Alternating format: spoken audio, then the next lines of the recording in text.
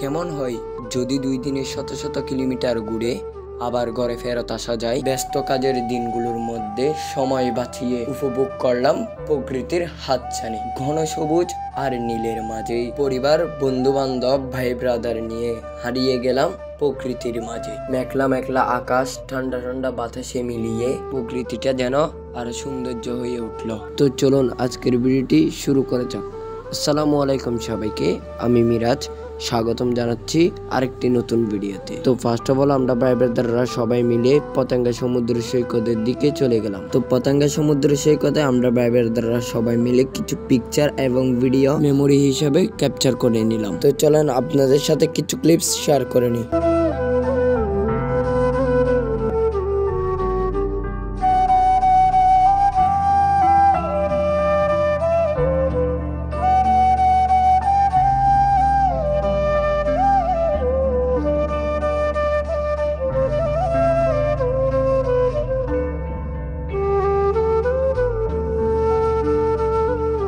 এরপর আমরা চলে গেলাম আনোয়ারা দিল মোহাম্মদ হুজুরের বাড়িতে। তো দুপুরে লাঞ্চ করার পর আমরা কিছুক্ষণ রেস্ট নিয়ে আমরা চলে গেলাম পালকি বিচের দিকে। পালকি বিচে দেখি অনেক সুন্দর ওয়েদার এবং মনোমুগ্ধকর পরিবেশে আমরা কিছুক্ষণ ভিডিও এবং ছবি তুলে নিলাম।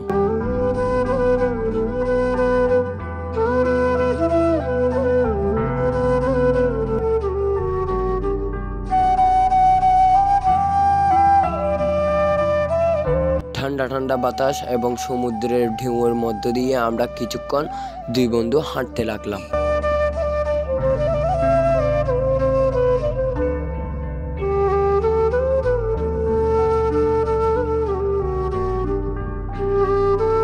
বিচে কিছুক্ষণ ঘোরাঘুরি করার পর আমরা সন্ধ্যার দিকে চলে গেলাম দিল মোহাম্মদ হুজুরের বাড়িতে। ওইখানটায় আমরা রাতের ডিনারটা শেষ করলাম।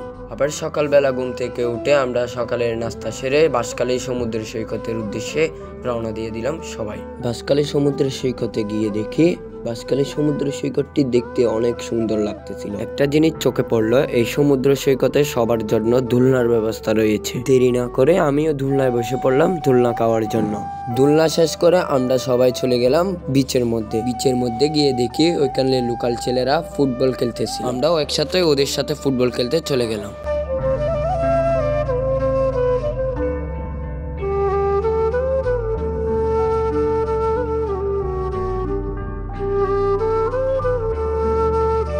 তো বাঁশখালী সমুদ্র বিচে কিছুক্ষণ ফুটবল খেলে আমরা ওদেরকে বাঁশখালীর লোকাল ছেলেদেরকে 2-0 হারিয়ে দিলাম। তো ফুটবল ম্যাচ শেষ করে আমরা বিচের মধ্যে কিছুক্ষণ লাফালাফি ঝাপাঝাপি করলাম।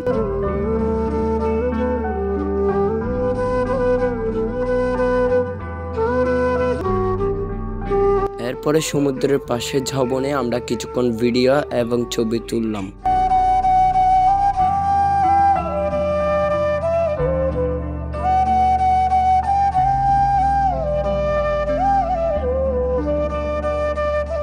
তো আজকের ভিডিওটি এতটুকু পর্যন্ত।